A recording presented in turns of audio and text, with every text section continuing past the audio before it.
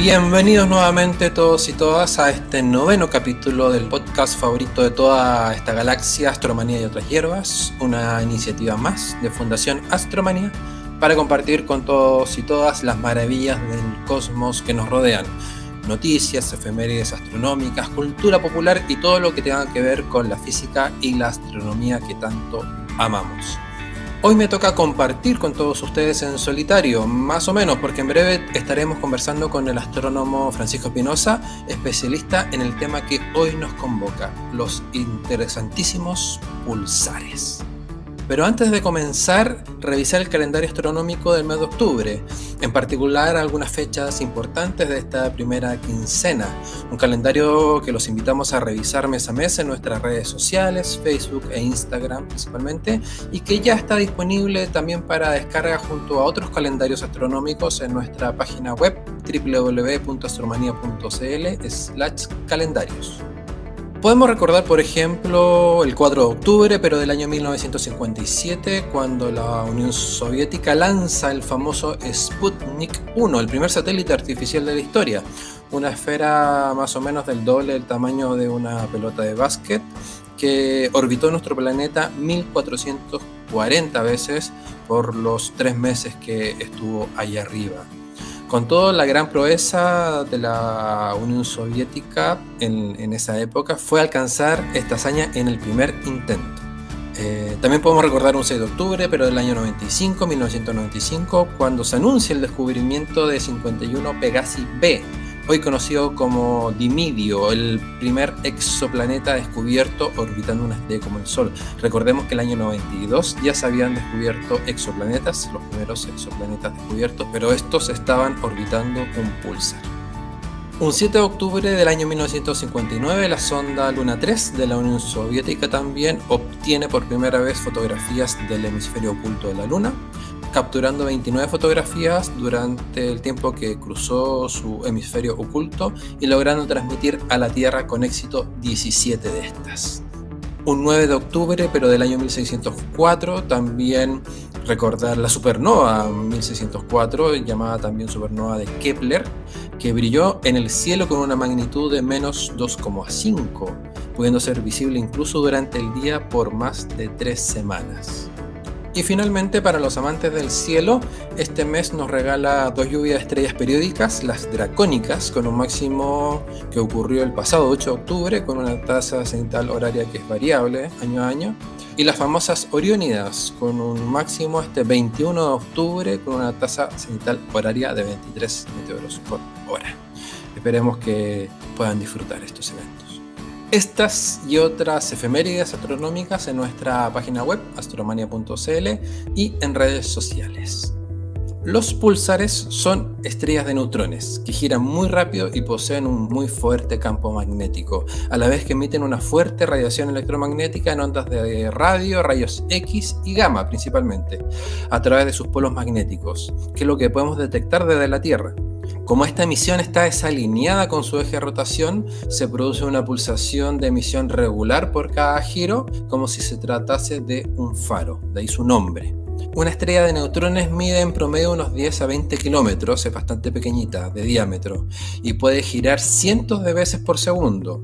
No se despedazan por fuerza centrífuga gracias a ser tan densas y al poseer un enorme campo gravitatorio.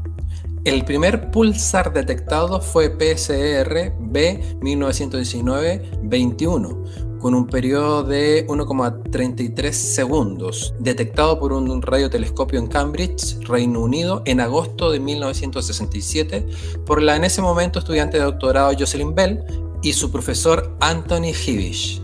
Ellos mismos cuentan que cuando detectaron esta señal se les pasó por la mente la idea de que podrían haber contactado con una civilización extraterrestre, pero meses después, cuando detectaron más señales, todas con diferentes frecuencias, concluyeron de que efectivamente se trataba de un fenómeno natural.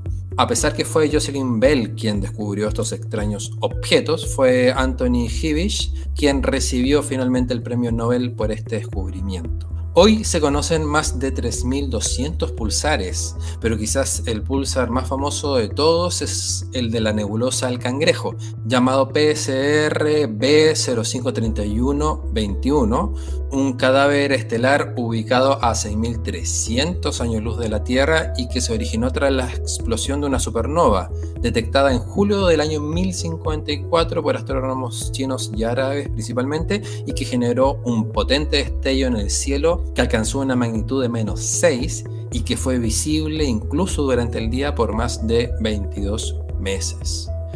Ese mismo púlsar fue estudiado luego en el año 1968 por el hoy abandonado telescopio de Arecibo en Puerto Rico, detectando un púlsar con un periodo de 33 milisegundos y confirmándose de esta manera el modelo de estrella de neutrones giratoria como el origen de estos objetos.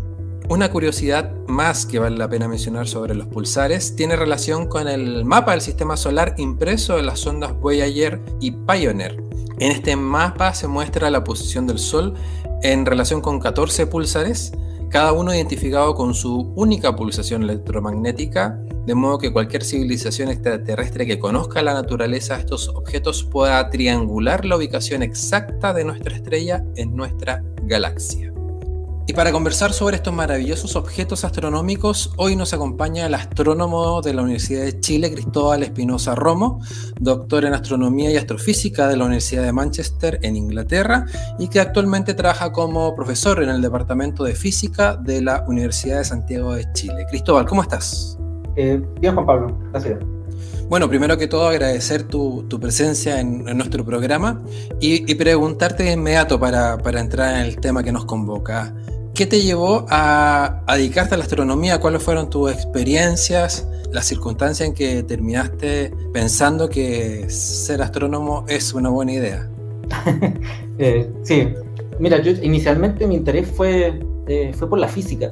Yo nunca fui uno de los astrónomos, de los cuales hay muchos o muchas, que tuvieron un telescopio desde que eran chicos y estuvieron maravillados por las estrellas desde chicos. Yo en realidad siempre me interesó la física. Y estudié física, hice una licenciatura en física primero, y desde ahí, en algún momento, debido a algunas charlas que vi de aficionados, me empecé a acercar a la astronomía, y luego, cuando terminé mi licenciatura, decidí intentar hacer un magíster en astronomía, ahí en la Universidad de Chile también, y salió bien, pues me gustó harto. Entonces me quedé pegado ahí, me salté de la física a la astronomía.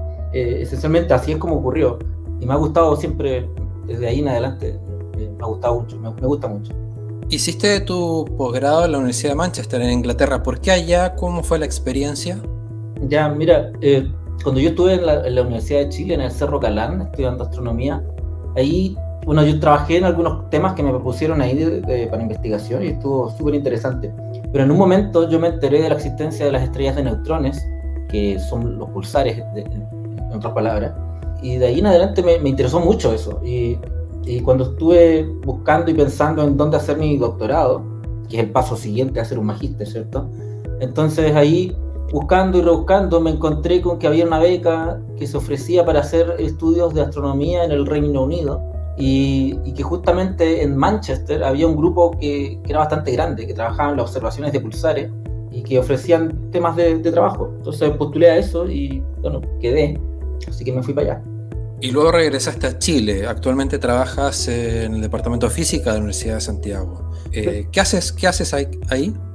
Claro, luego me vine a Chile, estuve un rato de postdoc en la Universidad Católica, y luego de a poquito me empecé a venir a la USACH, aquí en la Universidad de Santiago, y aquí como que empecé a trabajar también en otras cosas, no solamente en pulsares, pero también comencé a trabajar en física espacial con una académica que trabaja acá.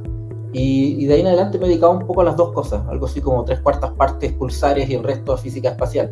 Y ahora aquí en la USACH se abrió una carrera de astrofísica, entonces ya vemos más astrónomos, y aunque aún estamos en el departamento de física, pero aquí estamos trabajando y haciendo investigación entre que hacemos clases y otras cosas. Hablemos entonces de púlsares. ¿Cuántas maneras tenemos para detectar estos extraños, fantásticos objetos? Es una buena pregunta.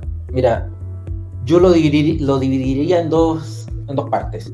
Una es cuando uno tiene sospecha que hay un pulsar o que podría haber un pulsar en un punto del espacio. En esos casos podrían ser, por ejemplo, que hubo una explosión de supernova hace algún tiempo, y que uno dice, bueno, los pulsares, ¿cierto?, nacen de explosiones de supernova. Por lo tanto, uno, si sabe que hubo una explosión de supernova, uno podría ir ahí y buscar dónde está el pulsar que supuestamente se podría haber formado ahí. Esa es una manera. Otras son estrellas que uno por alguna razón sabe que tienen una compañera binaria que no se ve. Si no se ve, hay pocas posibilidades, o es un agujero negro, o es una nana blanca, o es un pulsar. Entonces ese es otro lugar en el que uno puede ir a buscar. Y así hay otro tipo de fuentes astronómicas en las que uno podría sospechar que hay un pulsar. Entonces uno va ahí, apunta a una antena, normalmente una antena, y busca en radio. Esa es la manera más típica, estándar, de buscar un pulsar. La otra es simplemente fuerza bruta, que es como se han encontrado la mayoría de los pulsares. Y es hacer un survey, un catastro, digamos, de todo el cielo, y buscando las señales de pulsares con antenas también. Y ahí lo que hace uno es apuntar en un lugar, luego apuntar en el lugar del lado, luego en el lugar del lado, y así durante a veces más de un año. Y hacer búsquedas en cada uno de esos puntos, y así se han descubierto muchos pulsares, de una manera más ciega, pero muy eficiente.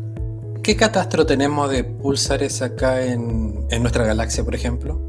Sí, mira, ese es un punto interesante. Por ejemplo, los pulsares son bastante débiles en cuanto al flujo de su emisión, a su luminosidad. Son bastante débiles, no emiten muy potentemente, en parte porque son súper chiquititos, y lo otro porque la región sobre el pulsar que está emitiendo es bastante chica en sí. Entonces cuesta verles.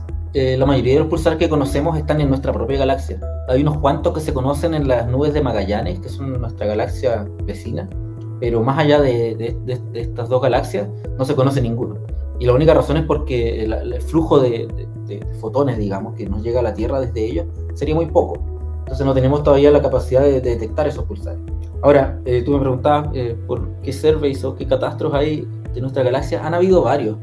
Los más famosos se han hecho con un telescopio que está en Australia, que se llama Parkes, que es una antena en realidad, un radiotelescopio, que tenía la particularidad de que tenía un sistema, digamos, instalado en esta antena, que permitía cada vez que uno apuntaba, estaba apuntando como en 12 veces al mismo tiempo. Entonces uno, apuntando una vez a un punto del cielo, cubría una región más grande del cielo, lo cual permitió hacer un catastro del cielo de manera más rápida, porque si no, se demoraba 12 veces menos. Entonces, eso permitió hacer muchos catastros de búsquedas de pulsares en nuestra galaxia. Y bueno, yo diría que esos son los que han tenido más resultados, en el sentido de que ahí han encontrado la mayor cantidad de pulsares. Y en estos años de investigación, de trabajo codo a codo con otros profesionales, ¿has descubierto tú algún pulsar que lleve tu nombre, por ejemplo, como podría ser una fusión de galaxia, un cometa o algo así? No, la verdad es que no. En el mundo de la astronomía, o deja de restringirme al mundo de los pulsares, en la comunidad de pulsares, la gente que trabajamos en esto, tenemos cada uno distintas misiones, digamos, depende de lo que uno se haya mismo asignado. Y yo, por ejemplo, me he dedicado mucho a estudiar cómo rotan los pulsares, cómo van rotando, ellos van perdiendo energía, pero ¿en qué se pierde esa energía? ¿Qué tipo de procesos le están sacando energía al pulsar y haciendo que roten cada vez más lento? Entonces, yo me dedico a seguir cómo rotan los pulsares en el tiempo, cómo evoluciona ese proceso. Y entonces no me he dedicado a descubrir pulsares, que es otro tipo de pega. Y ahí, bueno, yo tengo hartos colegas que se han dedicado a eso, y hay unos que han encontrado muchos pulsares porque han trabajado en estos surveys, que es una pega más o menos que es bastante grande, porque aparecen millones de candidatos que uno tiene que ir y revisar uno por uno, y entre esos millones de candidatos habrán 100 que sean verdaderos. Entonces es una pega más o menos pesada, a la cual yo no me he dedicado en realidad. Y en este trabajo de búsqueda y estudio de pulsares, ¿qué importancia tiene para la astronomía el estudio de estos objetos tan extraños, tan densos, tan complejos? Hay varias respuestas. O sea, yo creo que la respuesta tiene varias partes. Mira, por ejemplo, en sí, yo personalmente me dedico a investigar los pulsares y estudiar exactamente el pulsar mismo, digamos. Yo me dedico a estudiar la estrella de neutrón que está metida dentro del pulsar. Entonces, yo me dedico a eso porque me interesa eso, porque me gusta harto la física, digamos. Y eso ya es en sí una cosa interesante, saber cómo funcionan, qué hay dentro, qué tipo de procesos físicos están ocurriendo por fuera del pulsar, o qué procesos físicos están ocurriendo dentro, etc. Todas esas cosas son interesantes en sí mismas. Sin embargo, también los pulsares nos permiten, dado que son tan extremos, por ejemplo, dentro de un pulsar la densidad de la materia puede llegar a 10 a la 14 gramos por centímetro cúbico, que es un número que puede sonar a muchas cosas, pero hay que pensar que eso es un montón, digamos, son los objetos más densos que existen en el universo, sin contar los agujeros negros. Entonces la densidad de la materia dentro de un pulsar es tan densa que es imposible replicar ese tipo de condiciones en algún laboratorio aquí en la Tierra. Por lo tanto, aprendemos sobre cómo se comporta la materia en situaciones insólitas, digamos, y extremas, que nunca podríamos experimentar de otro modo.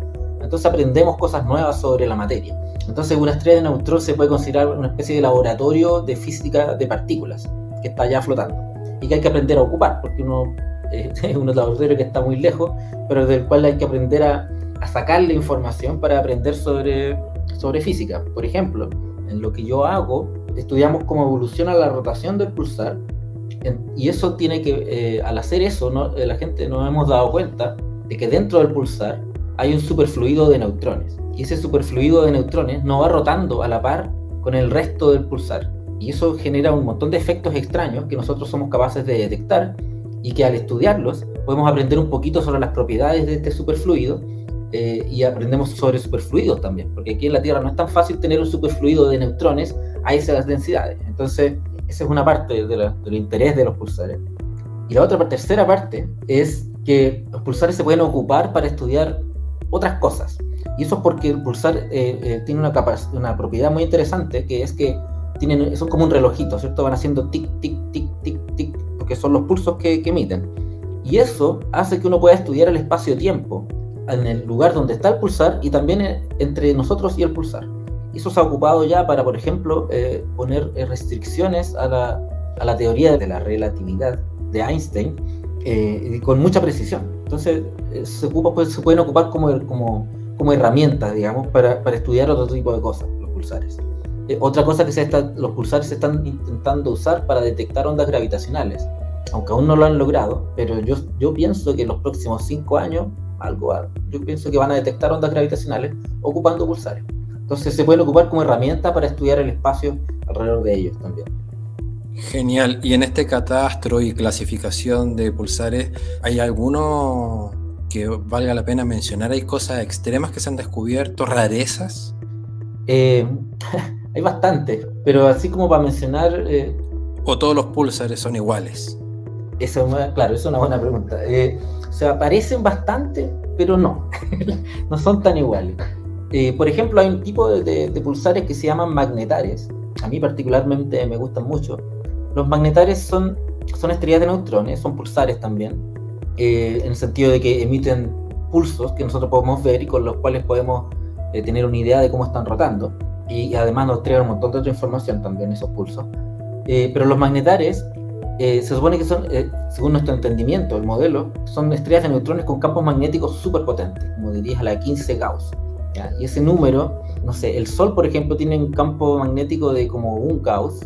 Entonces son campos magnéticos enormes. Los pulsares ya tienen campos magnéticos súper potentes, pero los magnetares tienen como 1000 veces más campos magnéticos, alrededor de 1000 veces más potentes que los pulsares normales. Y debido a esto, debido a que los campos magnéticos son tan potentes, los magnetares son estrellas que cada cierto tiempo experimentan periodos de actividad en los cuales tienen explosiones que irradian en rayos X y en rayos gamma, y son súper potentes. O sea, son de hecho, de las explosiones más potentes que existen, son las que se han detectado desde los magnetares. Entonces son objetos bastante peculiares que pasan durmiendo con la mayor parte del tiempo, pero que de pronto entran en actividad y tienen estos destellos muy muy brillantes y muy energéticos en rayos X y en rayos gamma. Ese es un tipo de pulsar, digamos, que creo que es interesante. Hay un magnetario interesante que está muy cerca del centro galáctico, entonces por lo mismo se le observa harto, porque quizás podría ayudar a entregar información sobre lo que hay en el centro de la galaxia. Pero lo que quería mencionar es que, por ejemplo, hay otro tipo de pulsares que son los que se llaman pulsares de milisegundos. Estos pulsares han pasado por una historia totalmente distinta. Estos pulsares son pulsares que vivieron, digamos, o viven algunos aún, en torno a otra estrella. Entonces son parte de una familia de dos, un sistema binario, en que tienen una estrella compañera. Y en muchos de estos casos, o sea, en estos casos, digamos, los pulsares de milisegundos, cuando nacieron, no eran de milisegundos. Esto que sea de milisegundos se refiere a que el periodo de rotación de estos pulsares es del orden de los milisegundos. Eso quiere decir que dan más de 500 o alrededor de 600 vueltas en un solo segundo. O sea, rotan muy, muy rápido. La mayoría de los otros pulsares dan como 10 vueltas por segundo, en promedio.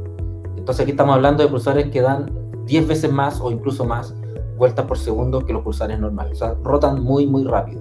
De hecho, rotan casi al límite de que se podrían empezar a desarmar por fuerza centrífuga. La cuestión es que estos pulsares alcanzaron estas velocidades de rotación porque vivían en torno a otra estrella, una estrella normal, digamos, como la del Sol, por ejemplo.